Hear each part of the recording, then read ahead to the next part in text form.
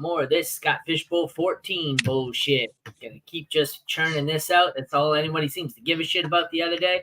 I feel like when, you see those NFL analysts tweet about politics and people say stay in your lanes. I think I did that the other day. I tweeted out something about Dynasty, and they're like, it's got Fishbowl week. Shut the fuck up and talk Fishbowl.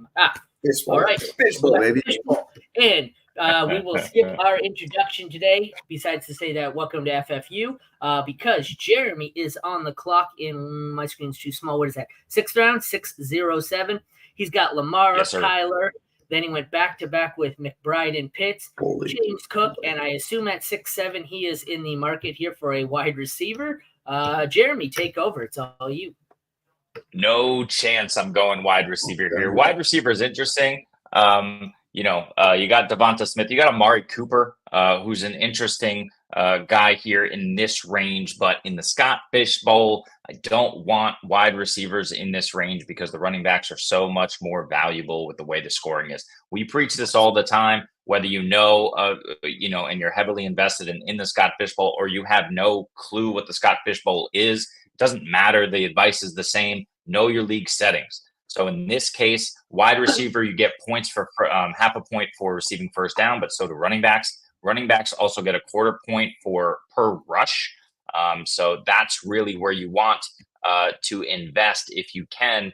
Those high volume backs get an extra 3 to 4 points per game, depending on how many touches they're getting, sometimes even 5 points if you get the heavy volume guys. So that's really what I'm focusing on. Now that my QBs are out of the way and my tight ends are out of the way, I'm not looking at those guys at all unless there's some sort of crazy value fall 3 or 4 rounds from now. But doubt I'll be taking anyone there. And I'm going to push wide receiver. I did this last year. I felt good about my team. My team didn't necessarily feel good about me, but we squeaked into the playoffs. But yeah, so if we look at the board here, I do like Stephon Diggs for this season. He's interesting. Like I said, I do like Amari Cooper, but the 2 guys I have tagged down there are Kenneth Walker and Joe Mixon. These in this particular draft, as you can see, running back has been faded by nearly everyone except for shout out FF Bird Gang, who also collated a really great thread on Twitter with a bunch of different resources for Scott Fishbowl. He's also collated a stud RB room in this draft. Sniped me on Pacheco last round and had to go cook. That would have been the dream scenario. But here, yeah, we got Kenneth Walker. We got Joe Mixon. So we really need to figure out here who I'm going to take. Other potential options, maybe a Ramondre Stevenson, but probably not. Maybe a James Conner, maybe a Najee Harris, maybe a Jonathon Brooks. But with the injury, not necessarily excited about that in this redraft format. So I am stuck here between Kenneth Walker and Joe Mixon. I know Jesse has a very definitive opinion here. So Jesse, why don't you take it away, and then Aaron, you can weigh in. It's tank top season, Jesse baby. And Jesse and the Gun Show. Take it away, Jesse. That Walmart $7 tank top season is hitting hard. Let me tell you what. Yeah. So if you're looking at scoring differentiating, this is what you want to be doing. These wide receivers in this range, there's a ton of guys that are going to give you similar production, but no one's going to give you an edge. There's one guy that stands out, and I know you guys probably already drafted him. It's Rashid Shaheed. He's the guy of the wide receivers that could be the true difference maker, because you look at Diggs, you look at Smith, you look at like Cooper, the points per game basis, nobody's hitting 20 points per game out of that group. You need someone to be truly exceptional to do that. It's really hard for all of those guys. So this is why, we'll talk about my draft in a minute. I've been hammering running back, the rushing quarterback. This is what it rewards. So if you can't get a truly elite wide receiver, like a top 6 guy, from wide receiver 8 through 10 to about wide receiver 36, it's really flat. So instead of forcing a wide receiver, I would do what Jeremy's exactly doing, pushing it. Go get the tight end, because if Pitts hits in your flex spot, he's going to be far more valuable than a second wide receiver. He'll massively outscore DK Metcalf, DJ Moore, those guys. Pittman, I think Pittman was 14 points per game last year in this format. So it's tough with that, right? So you have to know the format. It's just you can't push it too far because you still don't want to take a loss of wide receiver. So you just have to find the spot where you're comfortable taking a wide receiver and go with that. And I know you talked about Mixon versus Walker earlier. Yeah, Mixon's 3 years, 21, 20, and 23 points per game. Walker's been like 18, 19, so he's been a little bit tiered down. If you could project the volume for Walker, then yeah, I'd take Walker, but I can't, and that's why I would personally just take Mixon. So I would either, my thought process is take Shaheed here and you lock up your wide receiver 1, or you go after the volume running back and you take Mixon to get the volume. Yeah, I know you're not into Shaheed, so this is what makes it I'll great. talk about that in a bit. Format. Yeah, Aaron, where would you go with this team? Oh, what? We're not all taking Rashid Shaheed at the 112. That's the thing, No. Somebody did 6th that. round, yes. 1 round, no. I'm not taking him in the 6th round, let alone the 1st. No. I don't know. I was kind of thinking about this weighing back and forth. This is a tough one for me. I think Walker's less likely to have volume, but at the same time, Mixon, I guess they both have stud wide receivers. I guess I go Mixon. He doesn't really have much competition there. Damian Pierce is nothing special. I don't think Zach Charbonnet is much either, but I think Houston's offense is going to be better. I don't know. I'd go Mixon here probably. Yeah. I like the famous J. That's good stuff. Love it, famous J. Love it. Yeah, so number one, I'm stuck here on a running back. I'm absolutely drafting a running back. There's still some horses here, and we've identified them. So I'll talk about that in a second. Rashid Shaheed, to me, I'm just out at the moment. Darren Rizzi, who, if you don't know, is the New Orleans Saints special teams coach. He was also heavily involved in the new kickoff changes. But he came out recently a number of times and said that his, quote, whole roster is available when it comes to, figuring out how they're going to operate within the new kickoff rules, simply because he believes, and many others believe who implemented the rule change in the NFL, that the kickoffs are now safer for your star players, right? The whole, not running 60 yards with a full head of steam to absolutely, train wreck a guy. Instead, you don't have that full head of steam. So he's happy. He's even said he might use Kamara out there. So look, I don't think it's guaranteed that Rashid Shaheed is the number one guy. If he is the number one guy, I don't think it's guaranteed that he's out there all the time. I do think Rashid Shaheed should be utilized more in the offense with a regular role. We saw Matt Harmon drop his reception perception, and he was absolutely nasty on the routes he was allowed to run last season. We got Clint Kubiak in town in New Orleans with a new scheme. Things are lining up for Shaheed, but he's still the number 2 receiving option on that team. Number 3, if you count Alvin Kamara. And if he doesn't get that return volume that he was getting last season, I'm concerned about Rashid Shaheed. Maybe they just do a rotation. Maybe Dennis Allen isn't necessarily a progressive head coach. I certainly wouldn't call him that. And Dennis Allen could have that Sean Payton old school traditional mentality. This guy's involved more in the offense. He's off of special teams. So there's just so much in flux here with Rashid Shaheed, and we're buying him because he did it last year. I can't buy Rashid Shaheed at this cost in the 6th. Yeah, he's done it the last 2 years of the format. Like, he had 19 points per game in his rookie year. I think why I'm more bullish on him is, like, he was the All-American kick returner in college. Like, the guy's been doing it his entire career. So I think unless they find someone else, like I know they're talking about Kamara anymore, like he doesn't have a yak. Like if you look at the difference between Shaheed and Olave, Shaheed's at 6 yards like after contact per reception. Like the guy is special with the ball in his hand. So the way I look at it is you just want to get the difference makers. So like guys like Debo who went in the 5th round in yours, I think that's a smash pick because they offer that receive, like the rushing and a little bit of that. And if you get these guys who are dynamic playmakers, like that's what you want. So I know SC is really big on Mims. I like Mims a lot. I also think Dortch is like, these are late targets you can get. I think Mims is 132. Yes. Dortch is like pick 200. So you can get these guys super late. The difference is like Shaheed is just a lot more expensive. But in this range of wide receiver, you need, if you're going for a wide receiver, they got to be elite. So like, that's the hard part. So like, I don't mind Shaheed here. I don't think it's like you have to draft him here, but I think it's a fine value to play. Yeah, fair. Aaron, any thoughts on Shaheed or any other kick returners? I don't want any of them at their cost.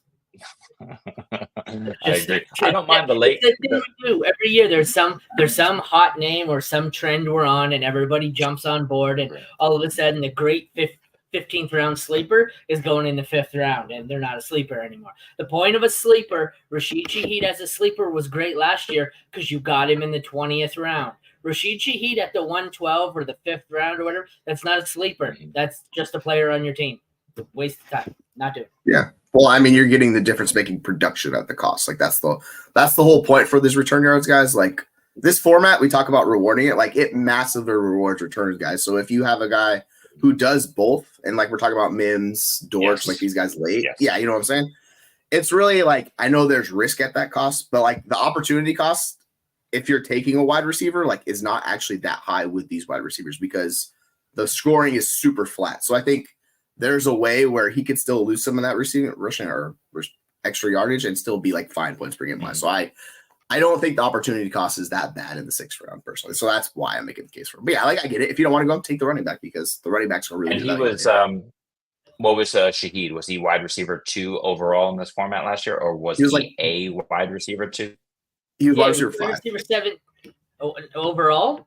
Yeah, he's 22 points per game. Yeah, and he was 19. Like that's what I'm saying. Like the scoring massively rewards these guys. So if you think there's a guy like that, I'm fine massively taking the risk and drafting him there. It's just you have to be comfortable with it. If you're not, you can go another tight end here. Likely, you could go there's other ways to go for sure.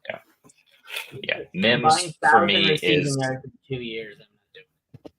Mims for me is the guy that you want. He's the guy who could be a lot more involved and really should be a lot more involved in the offense. I don't think Greg Dortch has the potential that Mims does to be involved in the regular offense. And when you're talking about return specialists, I'm lumping all these guys together. Rashid Shaheed is good at it. He's proven it. At the same time, in addition to all the things that I listed, just because he finished first in return yards last season doesn't mean he repeats that. So, we don't know what to expect, but you want guys who not only do the return yards, but have the role in the offense. Shaheed is that at this cost. I don't want it. I'll take Mims over it. But I've stalled long enough. I'm going to make my pick so we can move on here. Jesse has convinced me, as he usually does.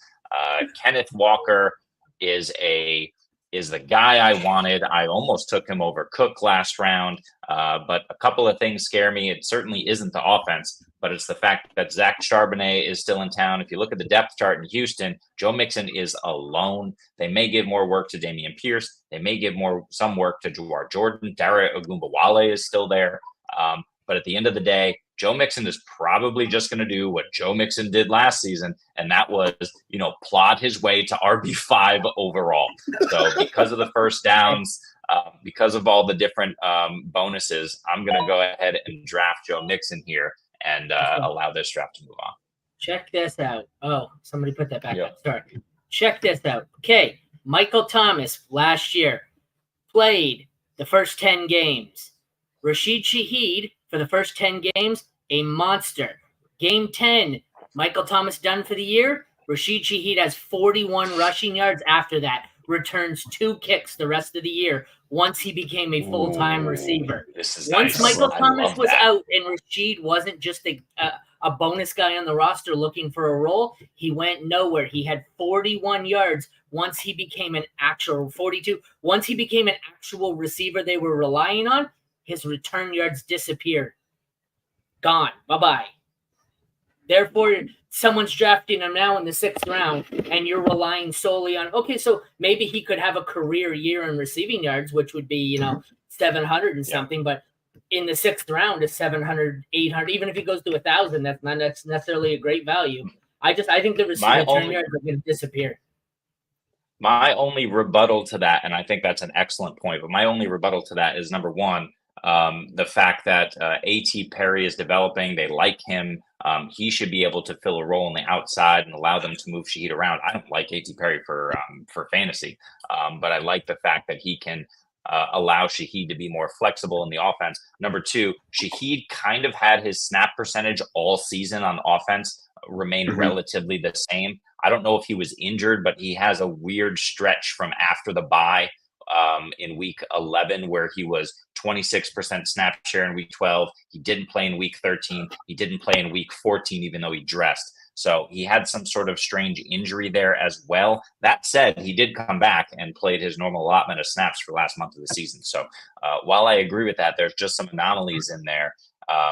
So I don't think that's like 100% bankable, but 95% bankable. I'm with you. Even after Thomas went down, A.T. Perry was on the field for 60 to 84% of these snaps here every week except for 2. A.T. Perry was a thing last year. He just caught on late, and he was their third receiver on the team. I still think A.T. Perry's their third receiver, and a lot of it went to Kamara.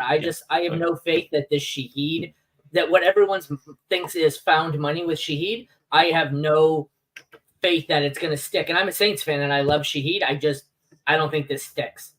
Yeah, I'm looking at his his special teams snaps by position and kick return and punt return. Like the middle of the year, there was nothing when he got injured. It took him like a week, and then he kind of got back to what he was doing before that, because he had 65 kick return snaps, 48 or 68 punt return snaps. So like you look at how it goes, it kind of varies a little bit, but it was still there. So, and I think that's the weird part with return yards. Like the teams are more incentivized to actually kick to players this year with how it's going to be regimented. So it's going to be interesting to see if we get these massive spikes, because like there's going to be like weeks where freaking Xavier Gibson puts up 45 points for your team, like if he has like a 75-yard touchdown return, right? So like this is these guys are definitely uncertain. It's just like if you're chasing spike weeks and truly high-end range of outcomes, like that's what I'm going for. I don't mind the risk associated with personally. If you're risk averse with it, then yeah, take the running back. Like Mixon's going to be a lot safer. The floor is going to be a lot higher with those guys. It's just later on in the drafts, and interestingly, we can talk about this guy's team who posted it, but it's interesting to just look at overall strategy, what you want to draft with, because there's ways to go about doing this. It's 100%. And to his point, his ADP is up to the 6th. Yeah.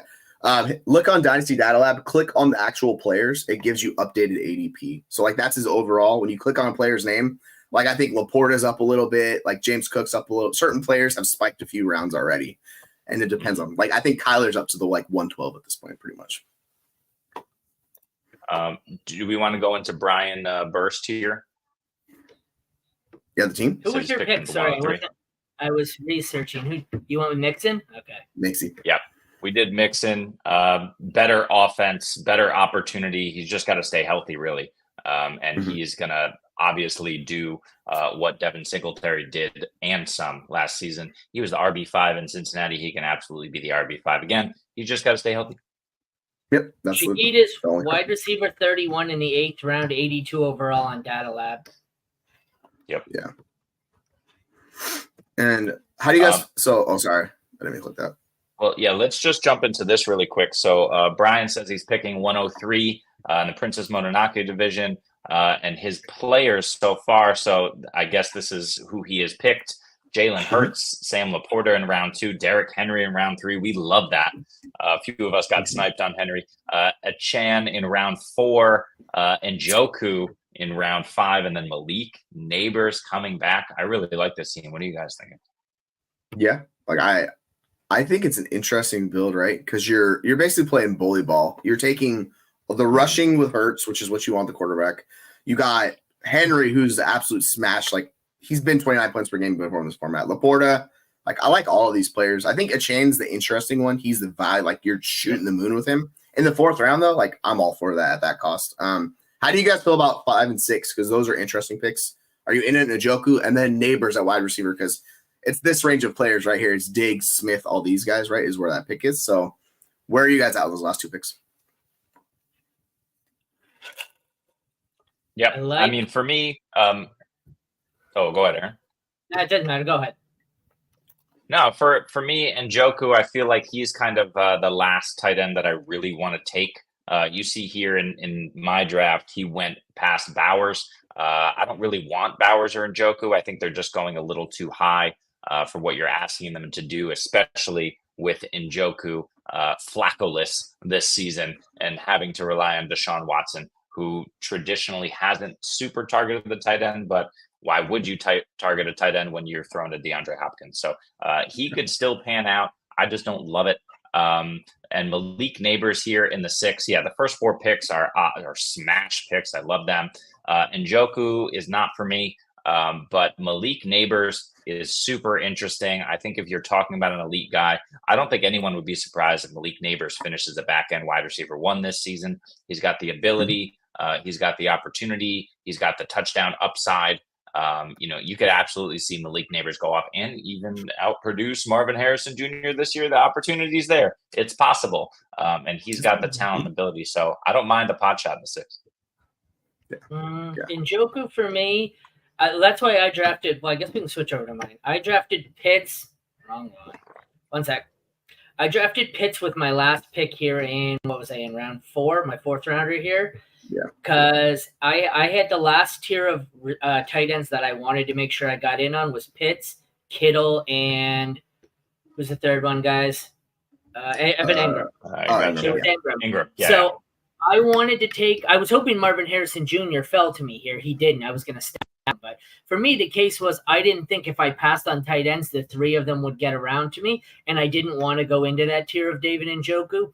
I mean, it could still work. I don't think you're going to have league-winning potential with it. It's just going to be average. You just hope he doesn't kill you. Malik Nabers, I like. It's a high-risk, high-reward pick, but in these tournaments, that's all you're doing. You don't care. If you 100%. bomb, you bomb. It's one of those spots where you want to be first or last. There's no, there's no prize involved. You just go for it. So you hope you hit with these guys. I don't know if he will. I don't necessarily love that landing spot for him, but we'll talk about some of the rookies later. I know that's the plan. Like I said, we transitioned into mine here. I just made my pick about an hour ago. I went with Pitts. For me, like I said, it was Harrison Jr. or Pitts. I was lucky. Harrison Jr. went the pick before me, and I told these guys I was hoping he would go, so I didn't have to make the decision here because I wanted the tight end. I was just that Harrison Jr. Kyler Murray stack was looking real pretty to me, and sometimes you get entranced by the beauty of it and you overdraft them. But I was lucky he went right before me, and then I went with, for me, it was either going to be Pitts or Engram. Spoiler alert here. I hope nobody watching is in my division. If Engram or Kittle, I don't expect either of them to get back to me, but Kittle has the shot. If Kittle gets back to me or Engram, I'm going to double down on tight end here. If not, I'll probably just go receiver. But like I said, I didn't think I was looking. If I was the short way here, going the opposite way of the board, I would have just risked it. I'd have taken whoever the receiver I wanted was and prayed one of the receivers fell to me, especially because one team has 2 tight ends. One team already has one. But this way here, none of these teams have a tight end. On 6 teams here, none of them have a tight end. They're each going to pick twice before me. So I went with the tight end I wanted. I don't necessarily feel all that great about Pitts. I've always been the guy who's out on him. But once again, we're shooting for upside here in a 3,000-player tournament. So Pitts was my pick, and now we'll just kind of go from there. This is not the build I thought I would have. Richardson, Murray, Henry, and Pitts, not where I was going with it, but whatever. Here we are. Hey, well, that's what I love about these. I love what you said about tight end too, because you take Pitts here, you look at the board, and you got 6 guys who have 2 picks before you pick again. 7 guys, really. But 6 guys who don't have a tight end. It's likely you see those 2 guys go, but you're also forcing the issue. If those 2 guys go, value comes back to you elsewhere. You can also count that 6 or 7 of these teams. Let's see, 1, 2, 3, 4, 5. 5 of these teams need a QB2, and one of these teams needs 2 quarterbacks. So you could see a ton of quarterback and tight end before it gets back to you, and those are 2 positions that you no longer need, right? So I love the idea that when you're in a draft, you're taking that, solidifying it, forcing the board to go where you don't want to go, and then you can pick up value at wide receiver. You're still in a really good spot here with just Drake London off the board. Looks like about 10 of them have gone. You probably have some good wide receiver value in there. Adams, Pittman for your stack. You were talking about that stack earlier with Pittman. Mike Evans. I mean, that's some awesome wide receiver value who I don't mind taking one. I know I just shit all over tight ends, but I don't mind taking wide receivers 1 here, but I'm sure you have some running back value as well. And it's possible a running back or a wide receiver here falls to you if those 2 tight ends are taken.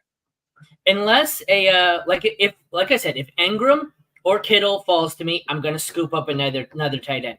The plan otherwise is to make sure I get my wide receiver 1 here, because then I'm set. Because I don't know if you know this, but 2 quarterbacks with the Superflex, you essentially need 2 quarterbacks, right? Every other position, you only need to start 1.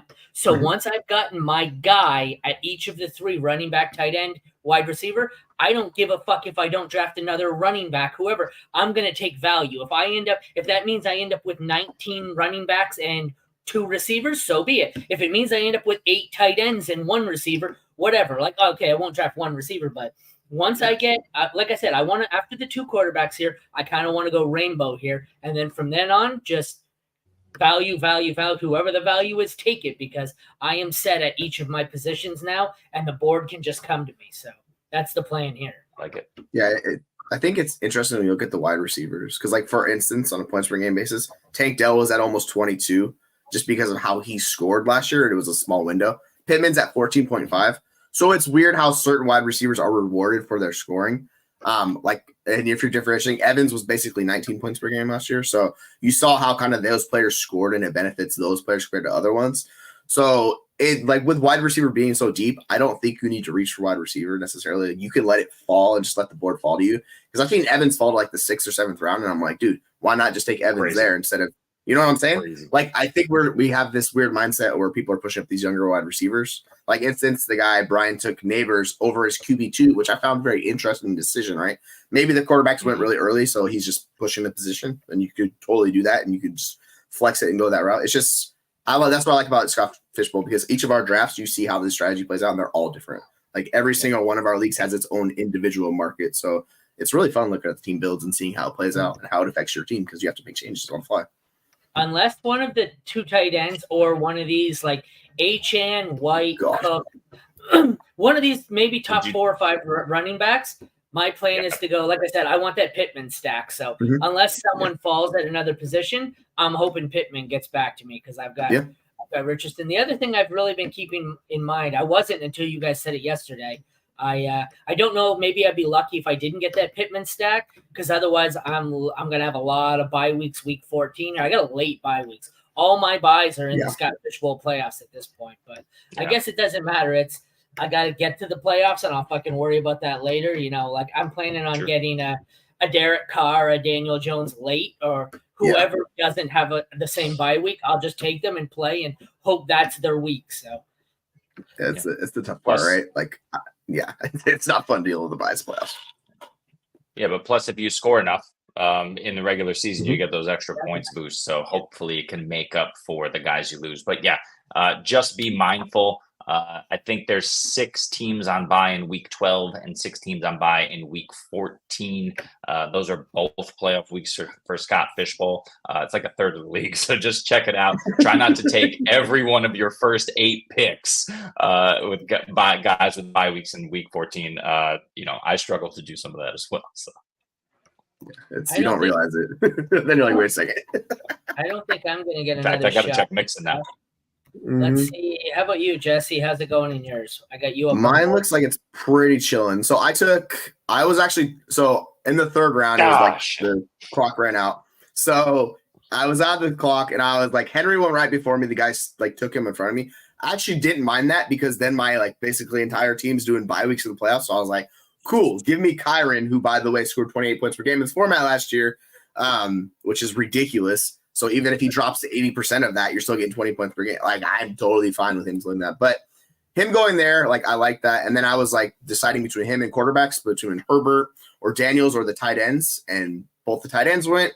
Herbert went. So on the pick back to me, I was like, all right, I'm just going to take the rushing quarterback here. Even though it's week 14, said fuck around, find out, YOLO. Like, we'll worry about that later and see how it goes. Because, like, as you can see, these wide receivers are here, but like Adams isn't a high scorer, Ayuk isn't a high scorer. Like, these wide receivers, like Pittman, they're all kind of in that range between like 16 and 19. And I'm like, if you're not going to be a differentiator at the position, I'm just going to push it, because I can get Debo in the 5th or 6th, and he's likely going to outscore those guys based on the scoring. So personally, like, I would just wait at the wide receiver, which is what I'm going to do. Or like you talked about the tight ends, if I can get, Ingram, who put up 21, Kittle put up like 19 last year. Those guys, like, I'm fine getting those guys as my tight end one. So I want If they fall, then I'll just go running back again. Like I'll just keep hammering running back because there's a lot of good running backs still available. If I'm looking at it right now, let me switch over.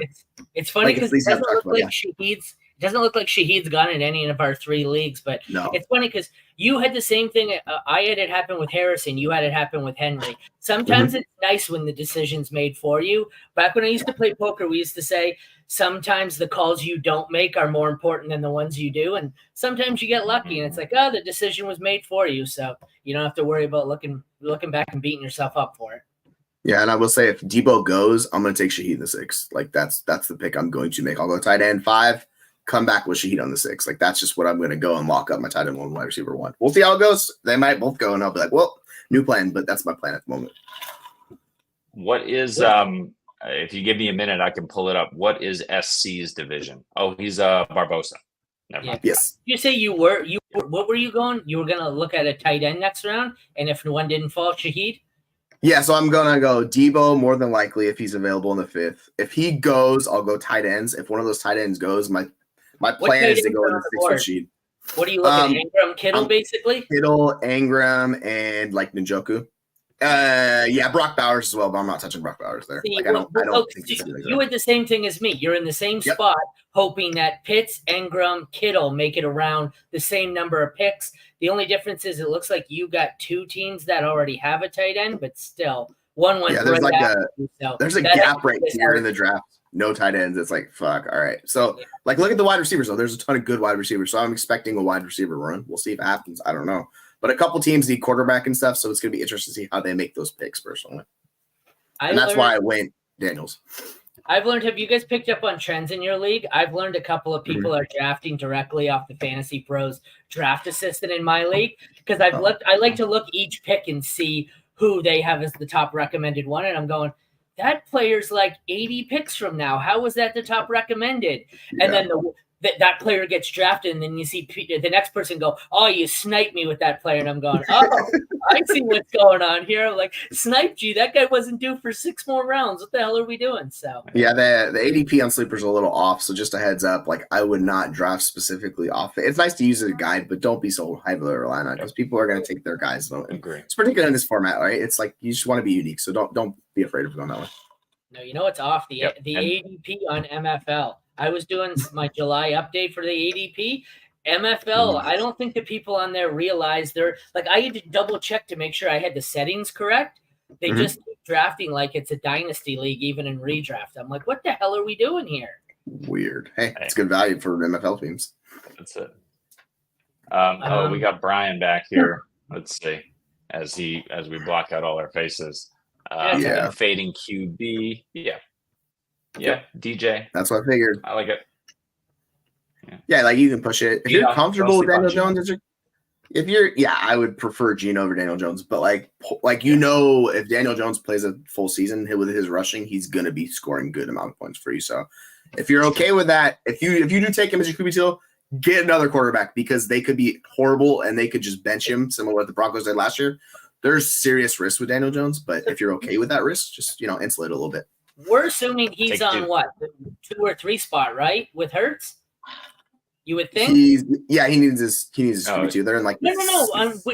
He's picking 103. So that's a spot where maybe you're on the 103. I see it up here. But you think maybe when he's on the short turn, wait and then try and get DJ, and when it comes back around, get Geno and stack them both. Yeah, you can do that late. Yeah, I think you have to get Geno in like the 8th-ish round is about where he's going. So you'd have to go like 8, 9 probably. Well, so just wait and go 9, 10, whatever your short turn is, 9, 10, 8, 9, and take them there. Take both of them back to back. Whoever falls. Get DJ and Levis. Okay. Yeah, you can get DJ and Levis later too. So yeah, for sure. Like you could ride that. By the way, Russell Wilson scored a ton of points in this format last year. So for people that want to know, like a cheat code quarterback really late, like Russell Wilson was one of the better scoring quarterbacks in this format. What did he do? Just a heads up. It's weird how the scoring format, like he was one of the guys above 2 WAR. I was listening to it yesterday. He was basically like QB8 in WAR in this format. It really rewarded him. So heads up, like Daniel Jones, Russell Wilson, like that's a viable like team you can push forward and give yourself surprising play. Now there's risk with it, obvious risk, because they both could be asked and get benched. But if they survive the season, which I think Russ probably does more than Daniel Jones, but you know what I'm saying? Yeah. I'm scrolling through the remaining quarterbacks on my list. Yeah. And or on my board, he's got the third highest rushing yard projection out of any of them. That's why. It's he put up 20.6 Daniel points per game. That's Jones not and bad. Russ, yeah. Yeah, like I don't mind going Russ late. Like I like him as QB3 more than my QB2, but it could work for you, man. It could, but I just think that they're gonna ride the run game there. Outside of Freiermuth and Pickens, I guess you have Roman Wilson. He could show up in year one. I think he's decent enough to make the leap, but I'm not banking on Russ ahead of a guy like Levis, for example. Yeah, well, I mean that's what they did last year in Denver, right? Like they kept it short to the vest. Russ didn't do a lot. So I expect a kind of similar like ugly season for Russ, but like points wise again, like I think it wouldn't shock me to see him outscore those guys just based on the rushing. Yeah, the difference for me is, you have a Sean Payton offense where you're preliminary, you're running through the pass, you're checking down, like you said, you're doing those short, you're running slants, you're running check down options to the receivers and stuff. It's kind of a one read sort of deal. You're moving from that to Arthur Smith, who wants to establish the run first. They'll set up the play action passing game for sure. Mm-hmm. George Pickens has the potential to have monster weeks. So I love that. I'm just not a believer in Freiermuth or really anybody else they have there. Jaylen Warren is a nice piece in the passing game, but I don't know that that's going to help Russ any more than it did last year. Yeah, like you'll see a lot of play action similar to like they did in Seattle in the years past with Russ. Like that's something Seattle used a lot with him, and so you'll probably see a lot of that return, which I don't mind, man. It works. We were discussing this before the show, and I think a solid strategy in most of these leagues is aim for the upside, and the rookies, a lot of them are the upside. So we'll scroll through some of these. I started at the top of the ADP, so obviously some of them, like most of Marvin Harrison's gone in mine. So I think it's just a case of let's look through them. We see the earliest pick. This is Matthew Berry Fantasy Life. Earliest pick, latest pick, ADP. And then as we get later, like we're not going to do 10 minutes on each player. We'll briefly breeze through, especially the early ones. We'll kind of decide, later on which ones we're actually comfortable taking a shot on. Obviously, Marvin Harrison Jr. is someone we're comfortable taking a shot on. I see he goes as early as 112 and as late as 503. I'm not taking him at 112. I'm comfortable in the fourth round. I just, like I said, I was on the clock at 405. He went one before me, and if he didn't go, I was going to consider him. So for me, Marvin Harrison Jr. is fourth round. What do you guys think? Were you comfortable taking Harrison in this tournament? I struggle. Like, you need him to be a difference maker, and I think he can get there. So I don't mind him in that range. I think we're pushing up to the point where it's a little rich for my blood to take Marvin Harrison there, based on the other players in other positions. So personally, like I'm just not taking Marvin Harrison in this format because like if you're outside the top 5 wide receivers, it's really hard to be the true difference maker. And he could get there, like he could get there, but it's just so hard for a rookie wide receiver to do that. Like there's a lot that can go wrong in year one. It's all set up for him to smash. It could happen. But personally, I'm letting other guys draft the Marvin Harrisons of the world. And I'd rather draft Nabers a few rounds later, personally, if I'm going to take those. Or Odunze a few rounds later than that. And like I'll go that rookie personally. But, I love Odunze, so I'm a little bit biased. MHJ, for me, I had the option of taking him in the third. That was a little too rich for me. Ended up going McBride with the premium to stack with Kyler. So that was good that he lasted that long. Harrison went at the 310. It's too much. If he came back to me at the 407, would have heavily considered it there. But yeah, in the third round, no. In the fourth round, maybe. Yeah, like I said, the fourth round was where I considered it. I think it probably would have been I would have not had a share of because I would have preferred him in the fifth. Like I said, in the fourth, I was only thinking of it a little earlier because I wanted to stack him with Kyler. So maybe I was pushing it a little. I think the fifth would be where it would be for me if I didn't have Kyler. What do you guys think of this?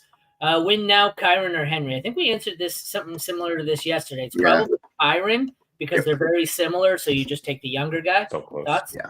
Yeah, Kyron. There's like a 4-round differential in their startup values right now. I'm just taking Kyron. Like the points per game should not be that different, and Kyron could entirely outscore Henry this year. So like I'll take Kyron for sure. Like I just think it's more insane.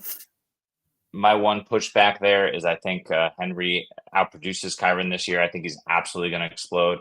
But like you say, he's older. Injury could creep up. Age could creep up. The cliff could creep up. You don't know. So yeah, I begrudgingly agree. All right, next up, we got Caleb Williams. He's gone as early as 201. I see, Jesse, your league was the second highest. It went 212. 505 is the latest for him. He has not gone in. Oh, yeah, he just went in mine at the 4-3. Had I not needed a quarterback, I probably would have been comfortable taking him. Like in my group or my league, he went after Tua, Herbert, Jayden Daniels, and Caleb. I wanted Daniels over him because of the rushing upside, but I think I would have taken him over Tua and maybe Herbert. For me, I think 4th round is all right. But like I said, this one was tough for me because I had my 2 QBs out of the way early. So when he went in the 4th round on mine, I wasn't considering a quarterback. So this is one probably better left for you guys. Where would you have been comfortable taking him? I assume not 201 where he's – unless you're going – you assume the 201 – he probably didn't draft a quarterback with his first pick. You want Caleb as your QB1 in this? I don't know. Yeah, I'm with this format. If you're not a rushing quarterback, I'm not pushing you up the board. Like I'm specifically just avoiding those guys. And Caleb's mobile, he moves, but he's not like a Hurts or any one of those guys or Jayden Daniels. So in this format, I think their ADP should actually be flipped. Like Daniel should be going above Caleb. Just how this would be. You know what I'm saying? Like, I don't mind taking him in the 4th if you need a quarterback because you're taking in the Goffs, the Herberts, the Tuas, those guys. Like, that's fine in that range.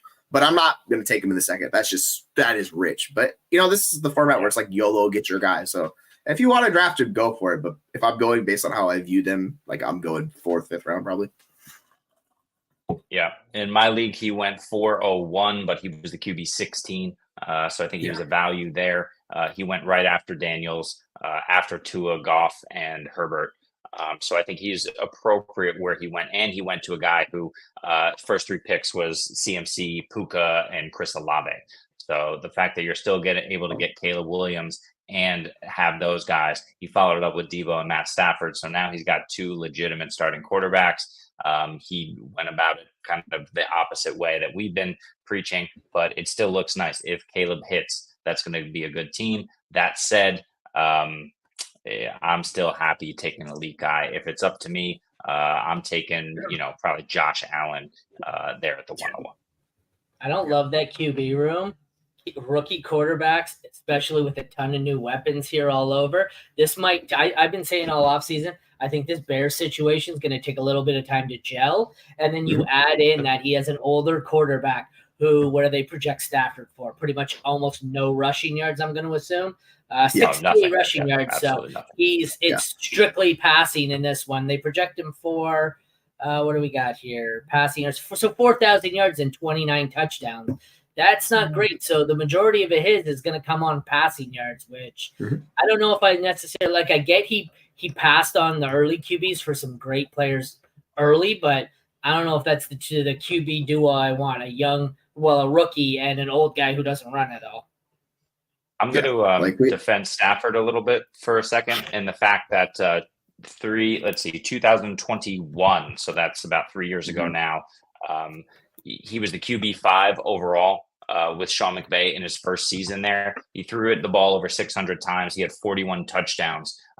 Then he was hurt the next season, only played in 9 games, so we don't know what he was doing, but only threw 10 touchdowns. It was weird. And then last season only threw 24 touchdowns, but Cooper Kupp was hurt. We know that connection that those guys have. Tyler Higbee had his issues as well, and Sean McVay decided to lean on the running game once he actually figured it out. So what I like about Matthew Stafford here with the Rams this season is you have health in the wide receiver room. Higbee won't be there, but they've been able to replace him. You have now 2 backs, capable, serviceable backs who can not only help lead the run game, but are also capable enough pass catchers. And of course, Demarcus Robinson for me is that guy that Stafford started to gel with at the end of the season last year. He's got a 3-headed receivers, monster here that he can utilize and operate and spread the ball all over the field. I think we can get back to that 40 touchdown. And when you're talking about in the 6th round, 7th round, wherever Stafford's going, I am more than okay with that value there. Yeah, I'm with you. Like, I think the only guy, he would have been QB 5 or 6 in the scoring if he even put that same points per game basis. The only guys were like Fields, the rushing quarterbacks that are really above him, which is kind of surprising. Fields scored more. But like that just shows you the value. Like, I don't mind taking the elite passing quarterbacks. Like, I like Cousins. I like those guys. I like Goff. I just want whoever falls along that group, I want to take. I don't want to push any of them up. So if it's Stafford, if it's Cousins, if it's those guys, then yeah, I'll take them. Like, I don't mind him in the 6th round. That's fine.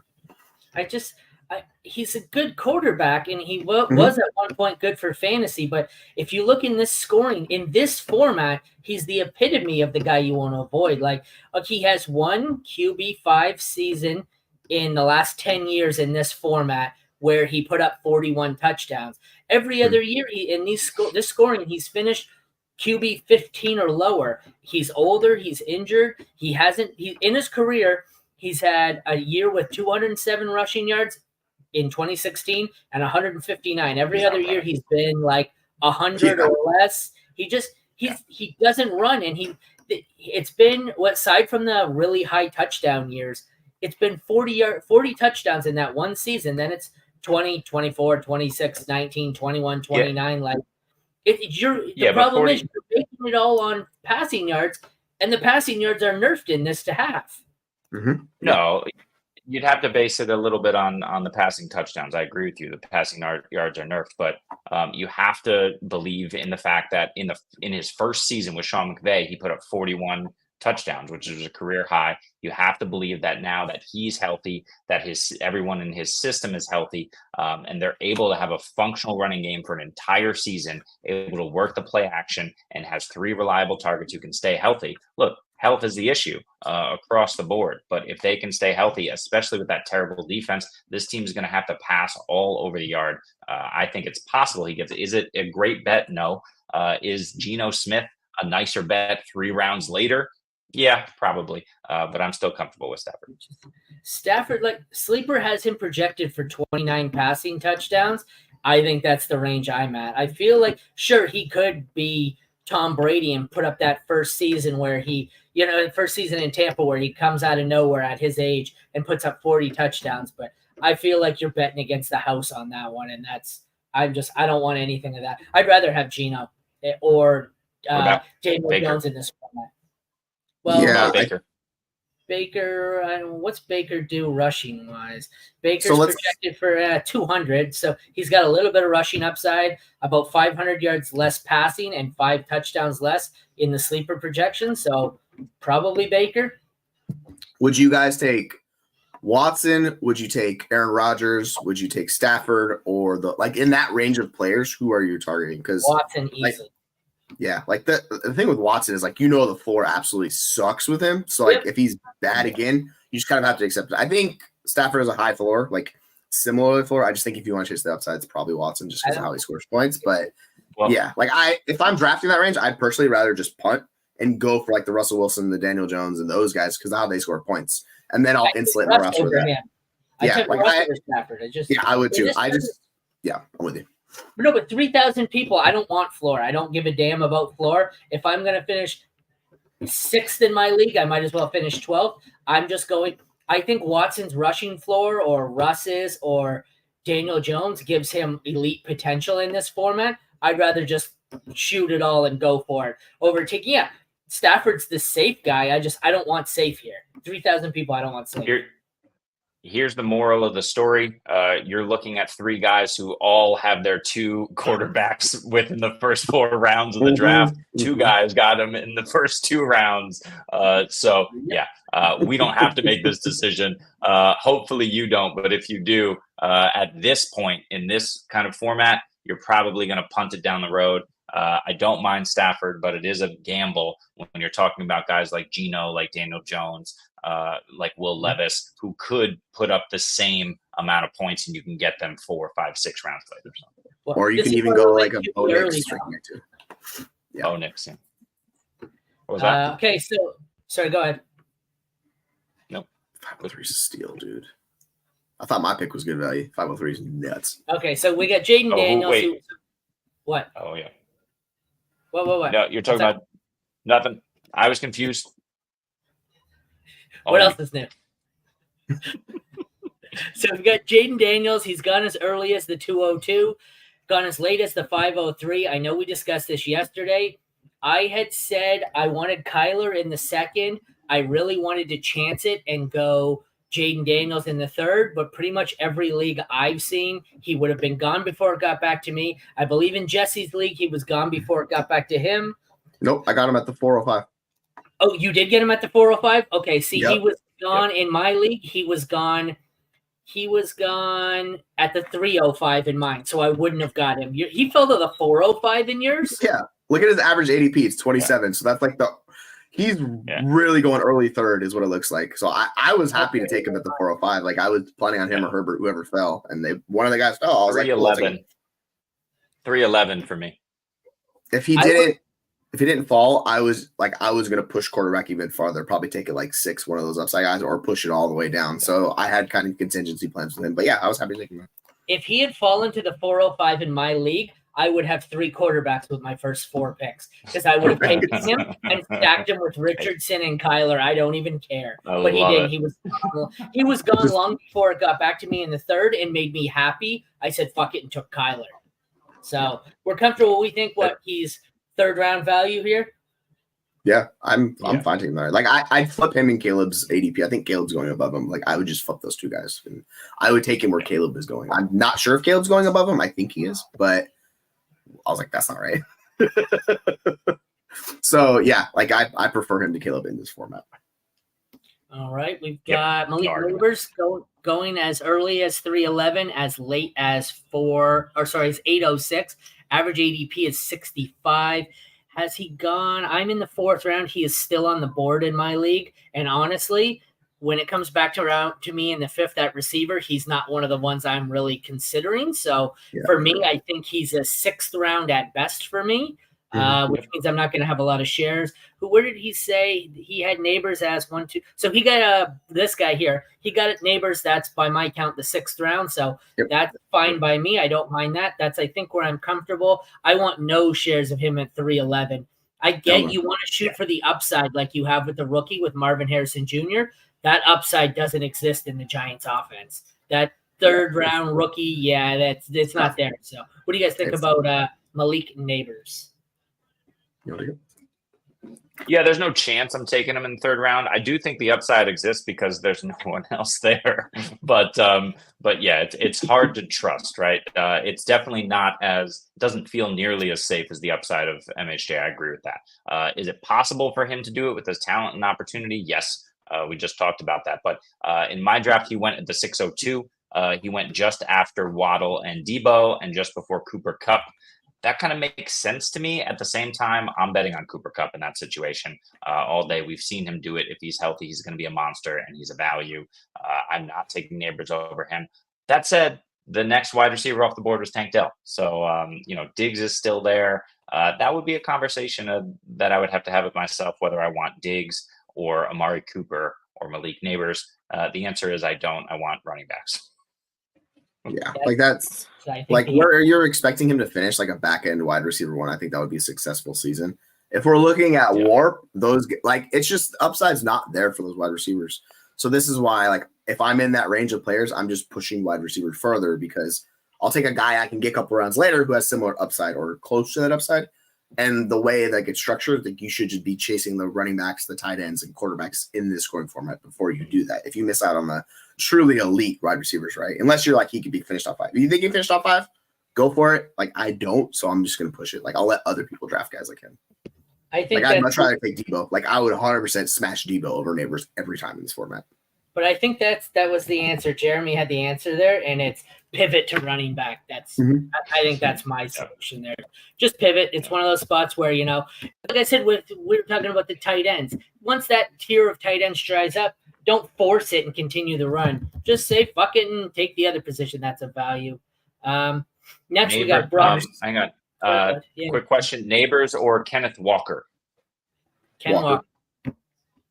If it's a running back that could be like top 20-ish, like I'm taking those running backs above like the wide receivers in that range, just because especially if you're flexing, like they're much likely to outscore them. Like that's just how it goes.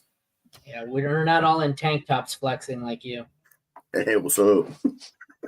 All right, next up we've got Brock Bowers. Earliest is 4:03, latest is 10:4. What a wide range that is. I don't want him in the 4th, but I think I'd take him well before the 10th. Like I said, he wasn't the group I was thinking of in the 4th, and even when it comes around in the 5th, for me it's Engram and Kittle. I'm not considering Bowers there. For me, so if I don't want him in the 6th, I think Bowers for me is, if I've missed out, I'm taking him maybe in the 7th, 8th. I think I'm about the halfway point here. Maybe the 7th or 8th, I think, is where I feel comfortable with Bowers. What do you guys think? Yeah, I want the elite upside tight end. So if you view, like, similar to what we talked about wide receivers, I'm treating tight ends similarly. The scoring massively rewards tight ends. So if you can get a guy you think is going to be a difference maker position, absolutely. I think in the 8th round is a good spot for Bowers if you don't have a tight end. I don't really want to like piggyback Bowers and flex him because I'm a little bit worried about the true upside for him. Similar to Kyle Pitts' rookie year, it's going to be really hard. Maybe he gets there. Maybe he's a screen merchant and does all that fun stuff and how this rewards it. I don't know, man. Like, I don't trust him. So 8th round's fine, I think. I'm not touching him in the 4th round. Like, that's risky to me. But like, he was tight end 9, so tight ends were getting massively pushed up in that. Yeah, I totally agree with you. It's the reason why I took tight end early. We have Luke Getsy over in Las Vegas. We have Devonta Adams over in Las Vegas. We have no idea who the quarterback is going to be in Las Vegas. We have Zamir White, who looks like he's 260 pounds with the amount of weight that he's put on the offseason. This guy's arms are insane. I mean, if they're smart, they're going to rely on the running game over there. I just don't think it happens for Bowers right away. And the fact that he's being overdrafted in a lot of cases in this format, I'm out. He went at the 508. In my draft, the tight end premium, I get it. You could have usable weeks, especially at the back end. But if he's your tight end 1 and, maybe you get somebody down the line, I just think you're going to struggle at the tight end position, and that's going to hurt you over the course of the season. Yeah, he's still on the board in the 5th or 4th for me. So, like I said, he's not even a tight end. I was considering tight end, and I went Pitts, and he wasn't one of the ones I was considering. So 4:03 is way too early. But like you said, he was tight end 9. So my league, 1, 2, 3, 4, 5. I took Pitts as tight end 6. So that reads to me like someone who may have panicked there and said, I'll take a tight end here on the wrong end of a tight end, right? Don't do that. But that's also why you take tight end early, right? Because like we were talking about with your draft, Aaron, all those guys don't have tight ends. Now they're going to panic and be like, oh, more of these guys. There's only 1 or 2 guys left I want. And then you're going to see those guys panic, take those tight ends early. And then you're going to get this range of Bowers and Njoku being taken in my league. I took 2 tight ends. I'm the only team with 2 tight ends. Bowers went at the 508 and Njoku at the 604. I don't want that sort of value. Who's left on the Ferguson? I wouldn't be surprised if Ferguson goes pretty soon here. And I just think it's a little bit too early for those 3rd, 4th tier guys. Yeah, I think tight end values, if they fall, is what you want to get. I don't want to be reaching for tight ends unless it's like, because they're not the early guys aren't falling. Like I've seen in every draft, those early tight ends are getting hammered. So you kind of have to make the decision to go tight end early if you want to do it. Or if it falls similar to what Bowers did in that one league, like 10th round, then hell yeah, I'd like smash it. That makes a lot more sense. Yeah. Triple tight end premium. That's to be expected. So yep. Next we got Chicago receiver Odunze. Earliest pick is 6'10", latest is 11'11".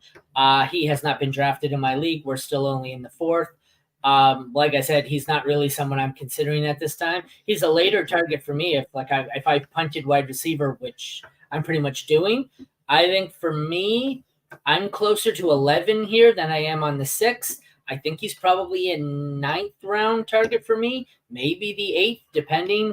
Wide receiver 25 seems about right. Wide receiver 44 is pretty low. What do you guys think?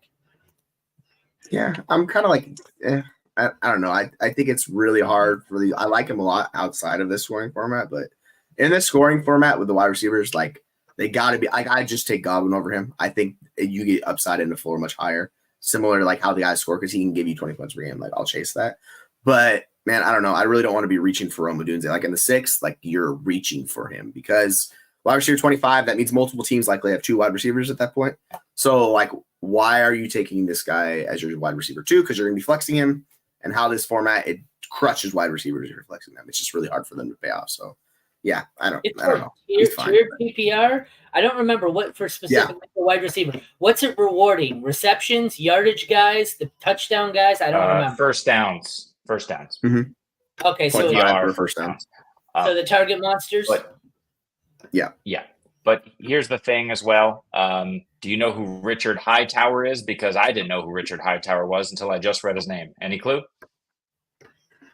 No, Richard Hightower is the Bears special teams coordinator who said that, quote, Rome Odunze is under consideration to return punts.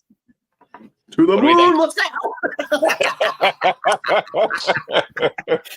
That would be wild. Like, he didn't really do that in college. So, I mean, all right. Like, if he's doing it, cool. I'll have interest. I don't know, man. Like, this is what we want, I guess, right? Guys with both.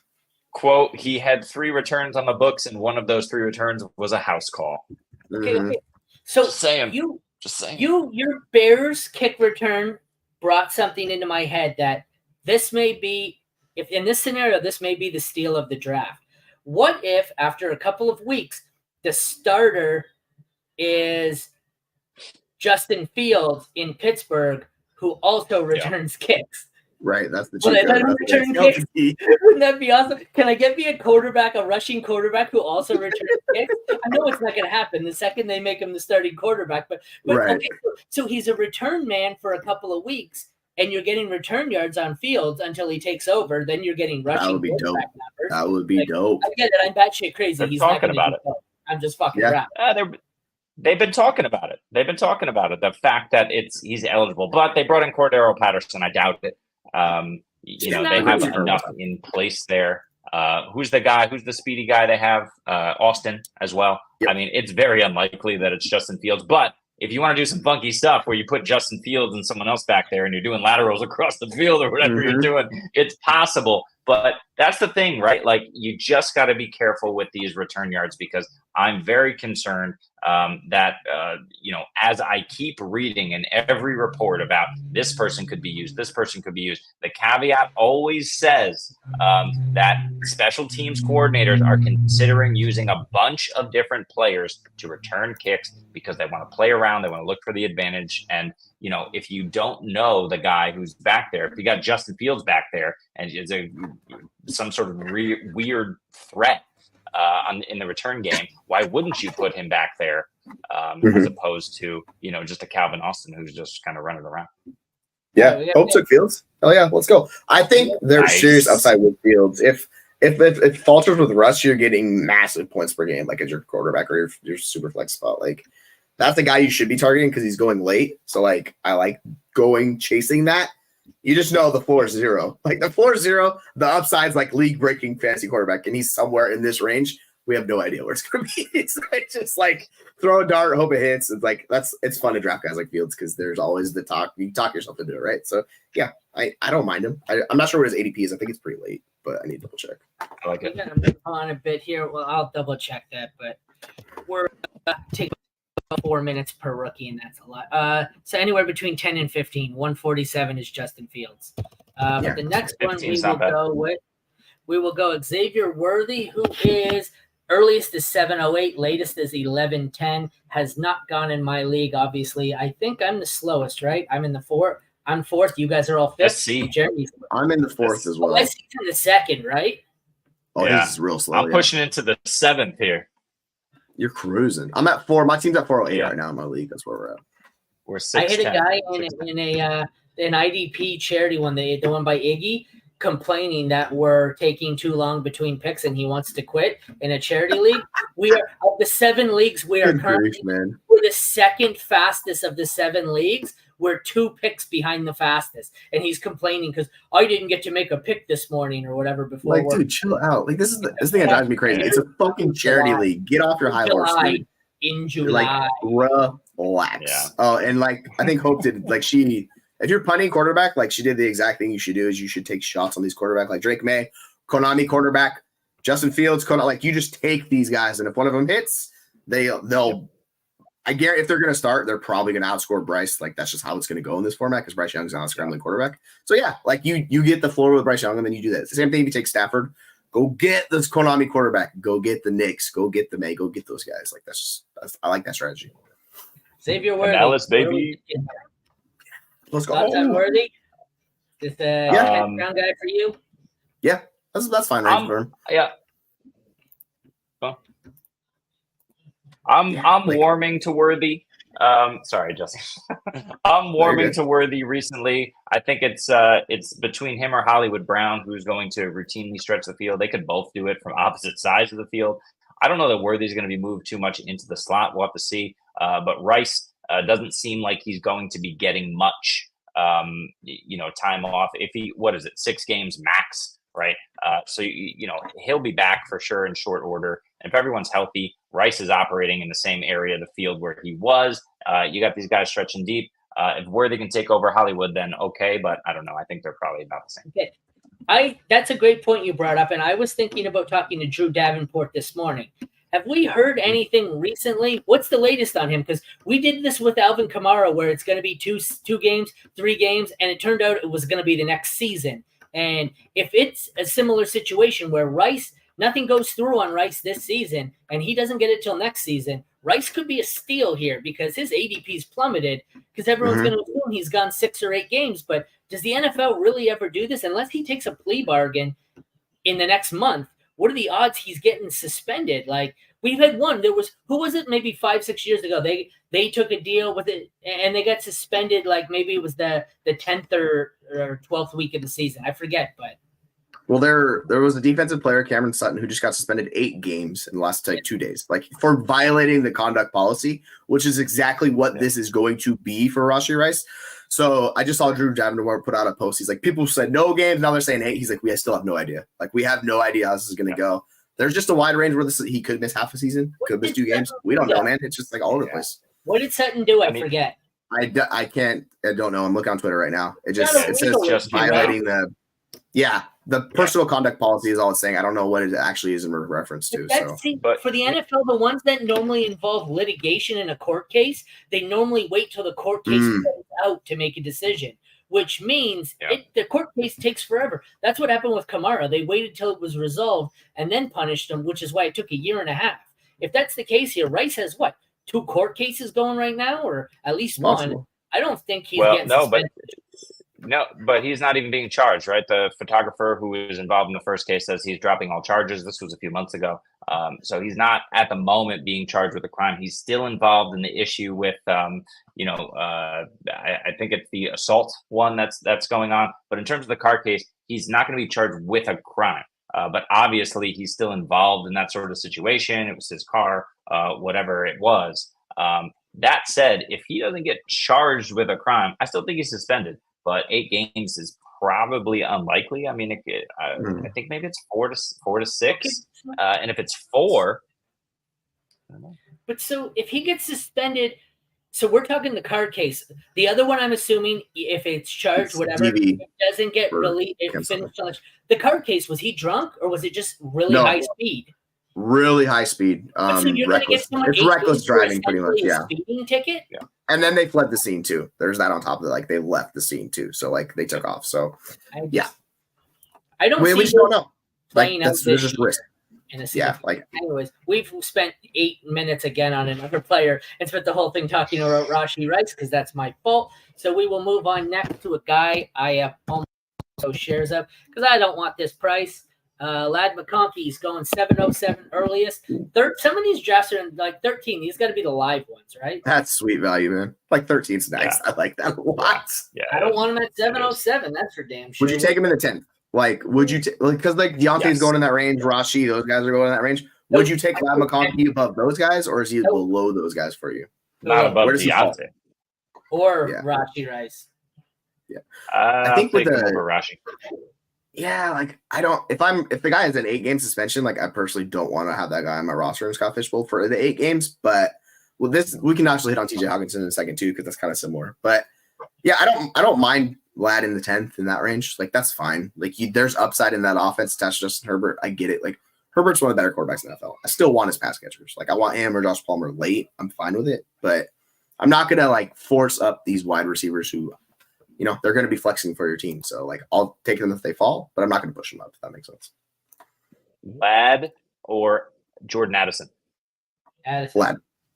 Addison. I don't want the what is he, wide receiver 2, and then Hawkinson comes back. He's the third option to a rookie quarterback. Like, nah, I'm good. See, we're gonna get sidetracked here because I think that's the most important thing out of this receiver debate here was TJ Hawkinson, because I'd like to see his ADP. If I can get Hawkinson in the double-digit rounds, I think that's a great player for who's taking him in the second. Somebody loves them some high. It's got to be a Vikings fan. Dude, look at that range. That's the craziest range of all time. The second to the 11th. If I can get him in the 10th or 11th round, I love having him sitting on my bench and then just double, like flexing the tight end, playing bully tight end come week 8 or whenever it is. But okay, when I want to do it, like these guys here going 2nd round, 5th round, 4th, 5th, that's batshit crazy. I'm talking these guys down here. 10th round, 11th round. I really don't even want him in the 7th or 8th. Like, I will take him in the 10th though, 10th, 11th. Once it gets to double digits. Yeah. Yeah. He's a falling knife. I'll take him at a certain point for sure. The issue is week 16 tears the ACL and the MCL, so he's got a multiple issue late in the season. Even if he does come back, if he's playing by week 1, we know that a lot of times these guys aren't the same. He's not cutting the way that running backs are cutting necessarily with the ball in his hands, but at the same time, he's got to run those routes, and it just becomes difficult for him to do that. He's a tight end, not a wide receiver, so maybe that helps him. But I'm concerned with the injury, with the fact that we don't know who the quarterback is going to be and how good they're going to be. Yeah, I'm 10th might be a little too rich, maybe 11th, 12th if he falls that far. I doubt he falls that far. I think people are bullish on him. I think that's a rare, like the 14th seems really rare. No, but I'm looking at McCarthy. Sorry. No. I just showed the TJ. There were only 2 players of him that were after the one in the 10th, one in the 11th. Everything else, exclude the second. Everything else was like 5, 6, 7, 8. Looks like he heats up 6, 7, 8, 9 is where he really gets picked up a lot. I guess we can transition to his quarterback here.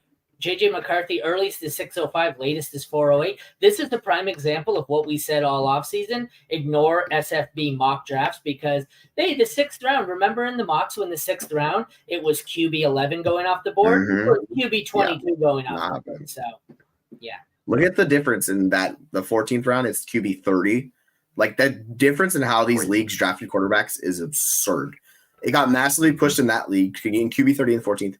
You're getting QB 22 in the 6th. Like, that's such a change. Like, this is how individual draft leagues go. So you have to know your league. And sometimes you have to reach for guys because you're going to miss out on everybody. And, like, that league where it's the 6th, you're not getting any quarterback value. You have to take them because otherwise you're just punting it. I think, though, that these are determined by the last 4 picks in every draft because quarterbacks always start out heavy.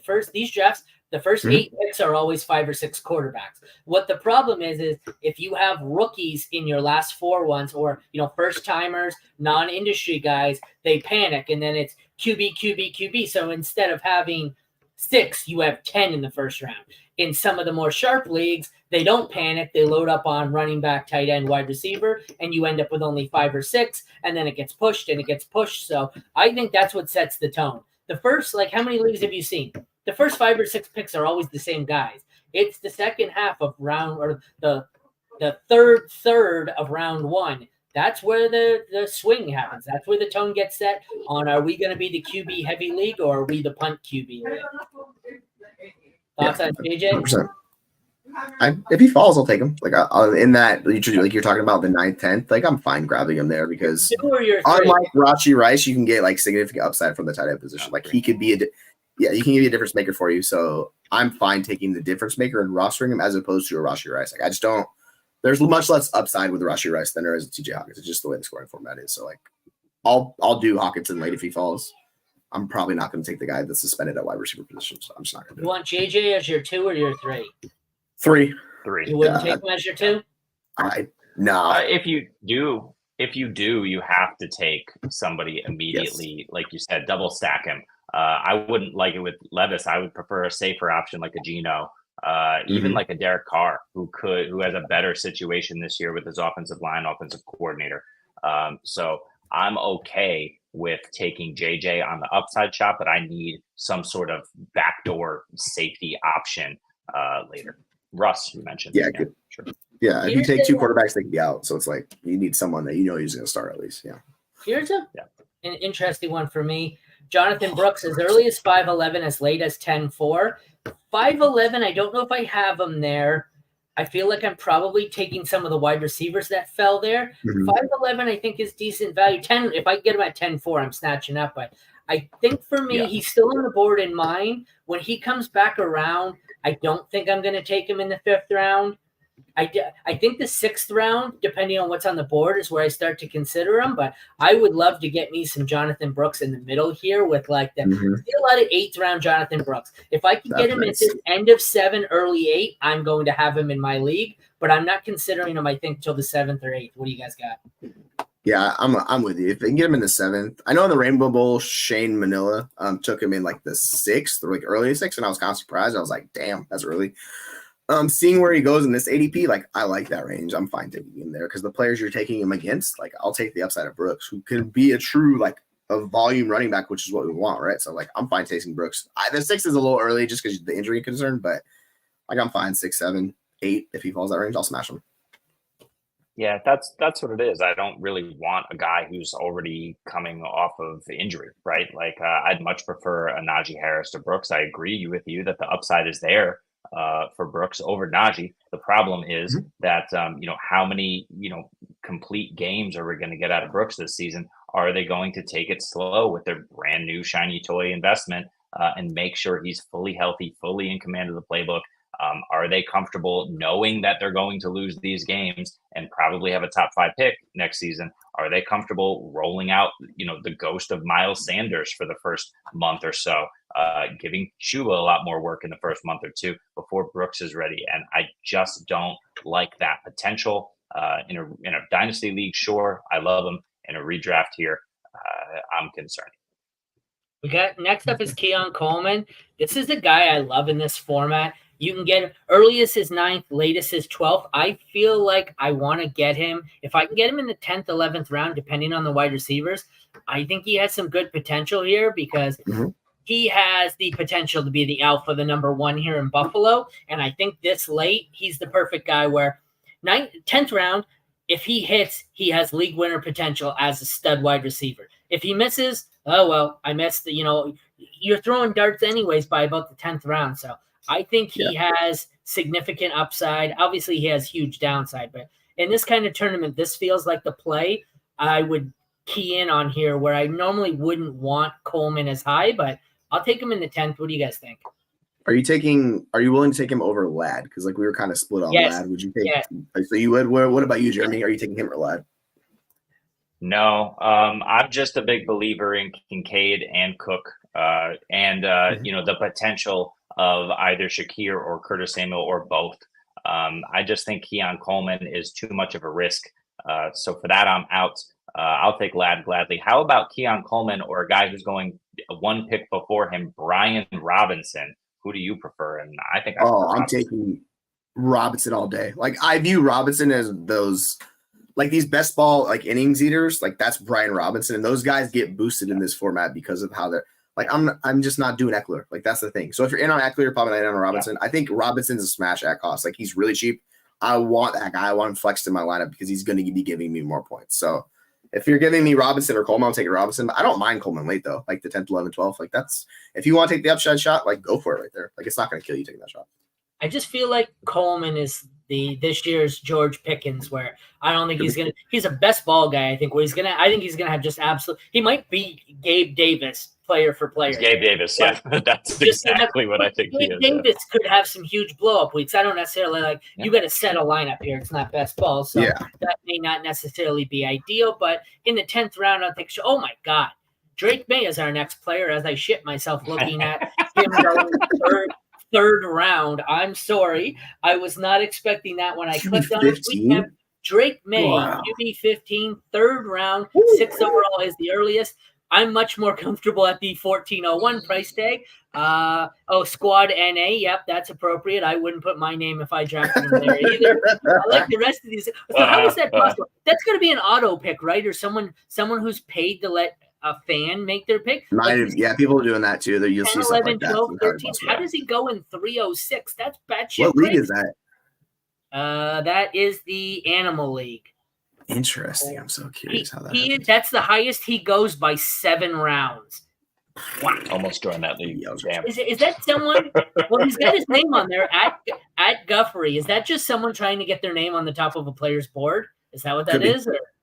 I like being on the other side where the last player to take a guy. I like that part. I don't like being the first guy to take a player. Yeah, it's I'll be the earliest guy to take, Josh Allen. I don't want to be the earliest guy to take Drake Maye. I'm sorry, I'll pass. Yeah, be like Hope, right? Be like Hope because she punted QB, so she took Drake Maye. That's what you want to do. Yeah. High hopes. Yeah. Is she high hopes? Is she in Finkel? Yeah, she's Dolphins 3. Yeah, I bet she is. She's a Dolphins fan, so the Ray Finkel division makes a ton of sense for her. I think that's her division. 1103 is where she got him. I like that range. That's good. If she's high hopes. QB 26. Much better than QB 15. Yeah, good value. him and Bo Nix are probably one of those guys that's going to be my QB 3 in this format. Like that's just the guy I'm going to get late. Brian Thomas Jr., where I think nobody's drafted we're going to have to start talking about these guys because we're going to get a lot of these. Brian Thomas Jr. has not been drafted anywhere, which surprises me because a couple of these leagues are done. So yeah, that's not right. Something's up with that. Some of these are broken. Yeah. It's all right. Some of them are broken. I noticed because I was going through it. No, like some of the it doesn't. They said like certain team names and stuff. Like if you change it screws up the coding. So that might have happened with Brian Thomas Jr. I'm looking on Dynasty Data Lab. He's definitely been drafted a lot. Wide receiver 48 on Dynasty Data Lab. Do you want Brian Thomas Jr. or do you want Keon Coleman, who's wide receiver 47? Brian Thomas Jr. I just think he's a better player. So yeah, like I'm taking Brian Thomas Jr. Let's see. Oops, that's not what I wanted. I'm gonna go see what's going on out there. So I'll be back later, guys. But I'm gonna go check out the what's going on, family. Okay, sorry, I was screwing around here, and I may have switched the filters on us. Okay, Bo Nix. Oh, did that come up after? Maybe that's it. Maybe I clicked on the filter by mistake. Brian Thomas Jr. No, it's still coming up as early. Maybe it's the junior. Maybe it's the junior. Is there? Can you just do Brian Thomas? I'm not typing that in. I'm typing Thomas and then just clicking on it. It auto-populates. So he's coming up in their system. It's just not registering. Bo Nix, on the other hand. Bo Nix is our next player. He is coming in 804 at the earliest, 1609 at the latest. I'm not sure how I feel about Bo Nix. I think he's in that range with Drake Maye for me, where if I need a quarterback, I'm looking at him maybe in the double-digit rounds. I don't think I want him in the 8th round. What do you think about Nix? Yeah, not in the 8th round. We know that Sean Payton can run a functional offense. The problem is there's just not a lot of pieces there. And he kind of ran Russ out of town, who is at least a functional quarterback. We don't know if Nix is that, but he's got Troy Franklin. So you can't really complain there. I'm just trying to see where he's going in ADP for Nix. He's QB 31, ranked 142. Some quick math, so it puts him in about the 12th round. Yeah, that feels I'm comfortable right. with him in the 12th round. Yeah. He's not really someone I'm targeting, but if you need a quarterback, that feels like an appropriate range there. Next up, we've got Trey Benson coming in at 806 as the earliest, 1306 as the latest. I don't know if I love him at the 806. Is this another one? Yeah, this is another weird one where someone really jumped the gun at 8. Everybody else is like 10, 11, 12. I think I feel comfortable with him in that 11, 12 range here. I don't want him in the 8th. That's early for me. What do you think? Yeah, I'm looking at guys like MarShawn Lloyd, who's RB 47, Jaylen Wright, who's RB 46. Trey Benson is going to be significantly above those guys. I'm just trying to find areas. RB 38. Yeah, the RB 38 by ADP, at least according to Dynasty Data Lab. So, I'm comfortable with that. That's like 11th round. I like it. I mean, Trey Benson is the type of guy I want to take shots on late, where he's got kind of an older veteran back in front of him. He has multiple paths to maybe he's just better. Maybe he becomes the pass catcher because we know he's explosive. Maybe he, just ascends and the team likes him more and forces a split. Maybe James Conner gets injured. So Trey Benson, MarShawn Lloyd, these are the two guys that I really like who have the opportunity who can really vault you into elite team status in a tournament like this if you can get him a little bit later, 11, 12, 13th round. The one pick in the 8th round here, this feels to me like someone who may have drafted James Conner and just panicked and handcuffed him early. I don't know. That's the only thing that makes sense. There's always that one guy in every league where he drafts him 3 rounds earlier than everyone. We'll try and Could pick have it been up.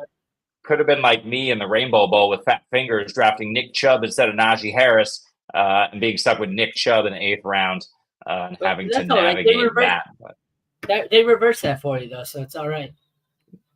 Not this time, but that's okay. I'm over it, obviously. Blake Corum is next. 907 is his earliest. 1305 is his latest. This is another one where I think the value of these sleeper guys are to get them late. Like this isn't what 97 is the earliest, and then nobody takes him again until at least the end of the 10th round here. So I'm comfortable with Corum.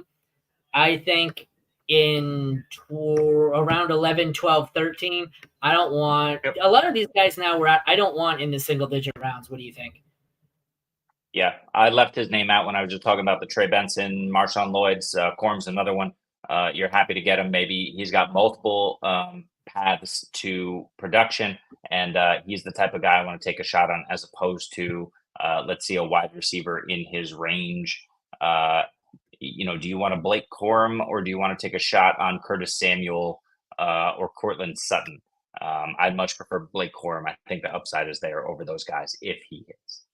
Here's a guy who I don't mind in this format. Xavier Legette, as early as 11, 12, as late as 16, 10. I think I like him in maybe 13, 14. It's just a player where I think this is a huge range of outcomes here. He could be terrible, and I could be dropping him. He could be a stud. Like, Thielen's not much. Jonathan Mingo was terrible. I get Deontay Johnson's there. I don't know if Deontay Johnson has that target hog left in him.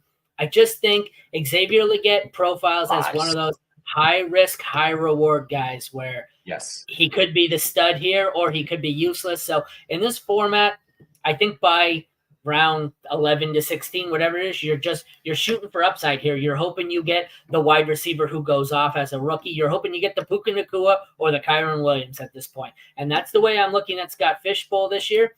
I'm looking every pick. Once I get past, maybe the 10th round, do they have the potential to be Puka or Kyron? If I can't see a pathway, then I'm out. And that's why, like I've been out on, I don't really find a chance. I don't see a pathway for Corum to be Kyron Williams because they have Kyron Williams already. What do you think about Legette? Yeah, I mean, the pathway for Corum, though, is, injury at the very least. Yeah. No, I agree with you. Like, Legette could legitimately just, hyper accelerate his learning curve because he hasn't been a wide receiver for, his entire life. He had some issues where he changed teams a few times and, he's just a hyper athletic play, but these guys develop sometimes. And if Xavier Legette is able to put it together right away, you're stealing him where he could, he's got a path to the number one target for Bryce Young and Dave Canales offense. Now, is that likely? I don't think so. But let's say he's just mediocre, he could pretty easily become the number 2 target. And if that's the case, he's wildly undervalued right here. I love the shot on Xavier Legette that late. I'm certainly not going to reach for him, but if he's there in the 16th round, yeah, I'll take it. I like the next guy a bit, but not as much. Adonai Mitchell going in the 11th round, earliest, 17th at the latest. I like him. He just doesn't, with Pittman there, like I could come up with a scenario where Xavier Legette is the one in Carolina. I'm not talking injury. There's always that. Every player on the depth chart breaks their leg and he's the one. Sure, but Xavier Legette, there's not reasonable, but there's a pathway to him being the one. I don't think outside of injury there's a chance Mitchell outperforms Pittman here. So I still don't mind him as, a late wide receiver dart here. I prefer him probably in the rounds of 14 or 15. I don't really want him at 11. I just, he's someone, especially for my build, I have Anthony Richardson on my team. So he might be someone I'll pay up for in the 13th or 14th and hope he becomes a solid 1-2 duo here with Pittman. And I've stacked him nicely, but I don't like him as much as Coleman. I don't think the ceiling's there. What do you think about Mitchell? Yeah, other than his landing spot, this was the first wide receiver tape that I put on, and this guy, I fell in love with this guy. And then it was Worthy on the same team, and I was like, oh, these guys are really good. And they held up throughout the process of watching tape on 30 plus wide receivers. So I really like the player. I don't know if I like the spot, but he's in a great Shane Steichen offense. I think Anthony Richardson's going to be a better passer than we're giving him credit for. Problem is, AD Mitchell caught 11 touchdowns last season. I don't think that's anywhere close to his range of outcomes here in the NFL. As fourth fiddle in terms of just an option in the offense. They're going to run the hell out of the ball. I think Richardson be lucky to get 20 touchdowns. If he does, at least 8 of them are going to Pittman. The rest will be scattered. So no, I don't think the upside's there. He's going to be a boom bust guy. Get your lube out. It's Ben Sinnott time. Not going as early as 10:10 and as late as 16:09. He's definitely a great late tight end target for me. I have been scared off a little bit lately. I never thought I'd say it, but Zach Ertz has been getting a little bit of hype here, and I think Ertz is going to be yet another thorn in the side of a rookie tight end here. Maybe they just bring him in and they use him to mentor rookies, but I like taking shots at him, and I'll take a shot on Sinnott in the 6th round, but I think Ertz is going to be enough of a pain in the ass that I don't really want Sinnott in the 10th round here. He was a great target for me in Dynasty. Just I don't know how long it's going to take for him to supplant Zach Ertz here, and that kind of scares me. What do you think? Yep, agree with you. I'll take the shot on Ertz before I take the shot on Sinnott in a format like this. I think he's the long-term answer there. We love this tape. He was our tight end too, pretty clearly. That became consensus later on after he was drafted. But yeah, he's a really good option for that team and to grow with Jayden Daniels. But this year, I want Ertz over Sinnott. All right. Troy Franklin, earliest is 13:03, latest is 21:05. I love Troy Franklin. I think he could be awesome here. Cortland Sutton's never healthy. Marvin Mims. I know in this format, we're all in on Mims a little bit more because of the punt return potential or kick return, I should say. I just think there is a pathway here for him, and I really, really like that. If I can get him in the 21st, is that the average here? No, it's 13, 15.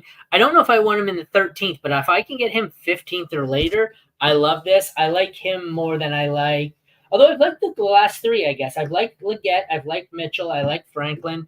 This is one of those guys I'm bookmarking for later, and I'm just going to, I'm going to start stacking rookie receivers late in 13, 14, 15, 16, and hope I just hit the rookie receiver here. I think this one has potential because he has less competition than maybe anyone else. I've always injured Sutton. I get the quarterback situation kind of sucks, but it doesn't for him because it's his college quarterback. So I like Troy Franklin. I think this could be a potential steal here.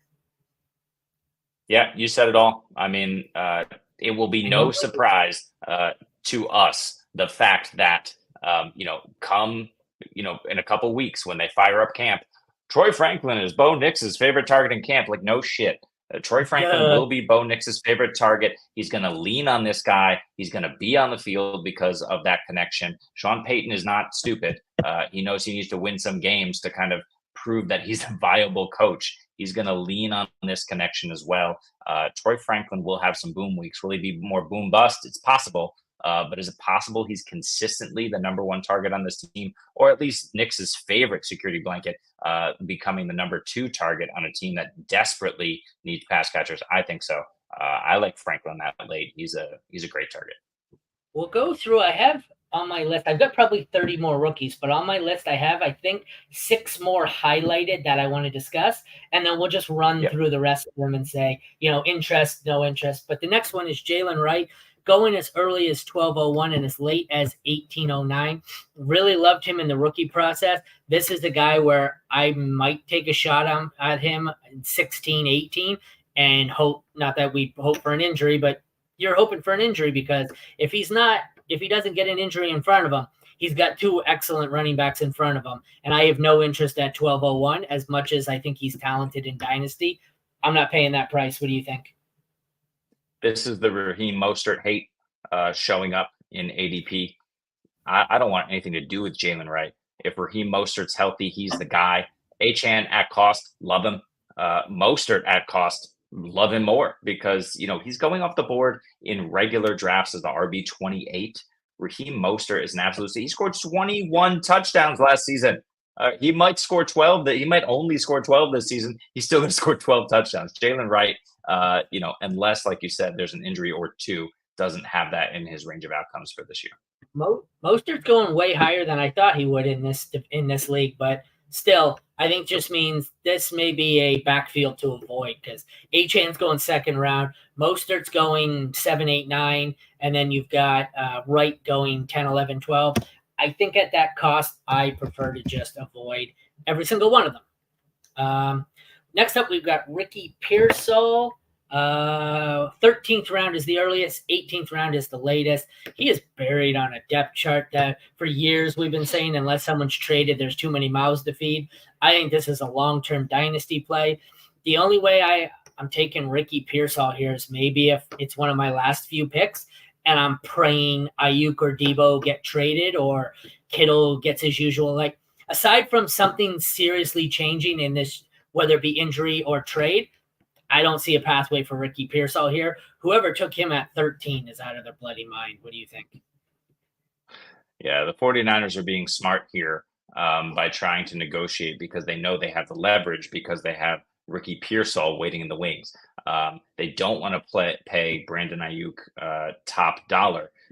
But if he's able to convince them that he's never going to sign with them, they're lowballing him. They need to trade him. If that is a possibility that can happen. If that does, Ricky Pearsall is going to have a nice, sweet role in that range, wide receiver 54 at minimum. Yeah, I'm okay. I'm okay taking the shot. There are some people here who made the early call on him in the 13th and 14th. Some people that I really like and respect, and I'm not sure I'm on board with him that early. Like, this is a late round pick for me.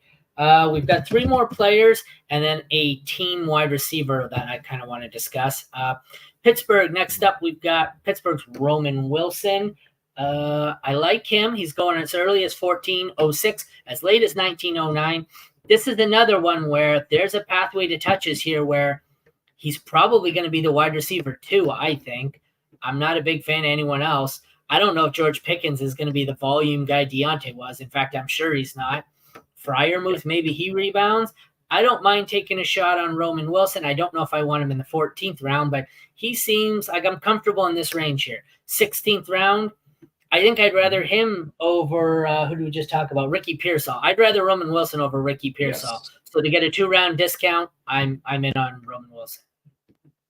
I agree with that 100%. Roman Wilson does have the opportunity. The question is, can he take advantage of it? I'm not sure.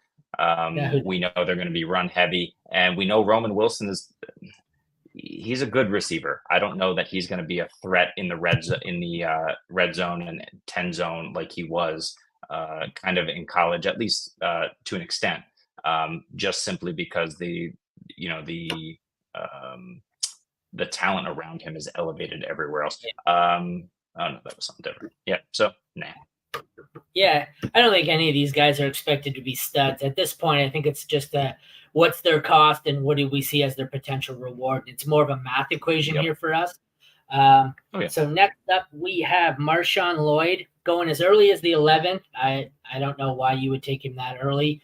You just, hoping it's a Josh Jacobs injury. Going as late as the 16th. 16th, I guess I'm more comfortable there. I don't know. Who did we talk about before? Benson? And Benson was going the same range, I think.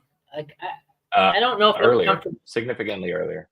Yeah, I think some of the running backs here, like I really like Brooks as the rookie running back. I don't know if I want to use a higher pick. I guess at this point it's whatever's left on the board, and you're just hoping for an injury and that you get the league winner. But I don't want him at the 11th. Yeah. But the thing is about this offense, and the reason why I do want him at the 11th, I don't know. That's pushing it. 12th or 13th is nice. 14th and beyond, I'm more than comfortable taking Lloyd. If there is an injury, it's multiple paths. If there is an injury, maybe he's better. But I want a piece of this Green Bay offense. I know they're going to be in scoring position. I know they're going to move the football. It's possible that he just takes over as the pass catching back, and Jacobs just isn't utilized that much in that role anymore. So look, I like him at this cost. This is the type of league winning upside that I want on my bench. That said, 11th round might be a little bit rich. I think for me, between him and Benson, I'd rather have the guy. Like if I'm taking an injury risk dart throw here, I'd rather have the guy behind. I'm drawing a blank now. James Conner. I'd rather have the guy backing up James Conner than Josh Jacobs, because I think we'd all agree James Conner's a higher injury risk at his age. So that's where I am with it. Next up, next on my list, there's only a few more. Oh, this was my guy. We'll see how high he's going here. 12th round, Kimani Vidal, going as late as the 19th. If I can get him in the 19th, I'm going to have lots of shares of him. There's not much there in LA. There's some old guys, some injured guys. I do like me some Kimani Vidal. I don't know if I want him in the 12th. Like I said, 15th round, I think, is where I'm aiming. 14th, 15th. If I can get him in the 19th round, Merry Christmas to me. Yeah. He's the cheaper option here. Gus goes RB 36. J.K. Dobbins, RB 48. Kimani Vidal, RB 53. So he's the cheapest option. Why not take the cheapest option and just, hope that he can beat out two guys who've struggled with injury for a majority of their career. All right. Last solo player. Then I want to talk two players, and we'll run through the others just briefly. Jatavian Sanders, the third tight end off the board here. We've got, actually, you know what? There's a second tight end, but anyways, another tight end. Going as early as the 13th round, as late as the 18th. I think if you're taking him in the 13th, you're just assuming he's a stud and the number one in Carolina. I think he's the number one in Carolina. I think he's destined to be a high-end tight end too, with maybe low-end tight end one potential. I don't mind him. I like him in the 18th round. There's a lot of guys here where I think I'm just going to take whoever falls, because I don't really want Sanders in the 13th round. I will take him in the 15, 16, 17 round there. It's another one where Carolina, it's kind of an ambiguous team overall where you don't know what's going to happen. So just take some shots and hope you hit the right guy. What do you think of Sanders? Yeah, I'm probably not going to end up taking him, but then again, I have two tight ends early, so I don't feel the need to take him. That said, the upside in the 16th, 17th, 18th round, we talked about it with Legette. It's possible they just find a way to use him, utilize him correctly, and he's, like you said, becomes a top end tight end 2, maybe even a back end tight end 1, because there's a wide open, targets over there in Carolina. I think I'd prefer this guy, who was the added player, or the player that I added in. Theo Johnson, going as early as 16, as late as 21. If I can get Theo in the 21st, I'm taking it for sure. I get it, Giants offense, not great, but he has the potential to be the number one tight end. Shit, he has the potential to be the number 2 in targets on the team, because it's Malik Nabers and a bunch of maybes. So I'll take a late round dart throw on Theo. I don't know if I feel comfortable pulling the trigger at 16, but around 16, I'm starting to get close. We're seeing the average here is 18, 19, 20. I love that range there. If I can get him in the 18th, 19th, 20th, I think I'm going to have a Theo Johnson stock share anyways. What do you think? Yeah, I'm not angry at it. I just tend to believe they're going to use Bellinger more than Johnson his first year. He's a Raz darling. We like to see that at tight end, the hyper athletic guys. At the same time, they often don't work out just because they need to, develop the technical side of their game. Good news is this guy isn't probably, despite his size, isn't going to be used a ton as a blocker. If he's able to see the field a lot, he'll be out there as a pass catcher over Bellinger, who should be the blocker. So, yeah, I don't mind it. The next one, we're going to talk two different players on the same roster here. We're going to start with Jaylen Polk. He's going wide receiver, New England, going as early as 12:07, as late as 17:12. And then we'll compare that to Javon Baker, who is going as early as 17 and as late as 22. If you had to pick here, are you interested in either of them? Which one do you prefer? I know Baker's kind of the hot name. Is the Javon Baker hype too much here? What do you think? Yeah, it's too much. If they're relatively in the same area of the draft, which is a kind of last 6-7 rounds, I'm happy to take the guy with the higher draft capital. We know Polk was in the more professional offense. We saw what he was able to do last year when healthy, and all indications already from Patriots offseason activities is that Polk was going to be on the field. He's going to be a starter. It's him, Pop Douglas, and then that third spot, potentially KJ Osborne. Javon Baker was not named. He might take more time to develop. We know Polk is ready. I don't necessarily want to invest in this offense, but Polk seems cheap in this format, especially when you're rewarded for first down reception. So I like Polk well over Javon Baker here. You almost got to witness child abuse live. This fucking kid.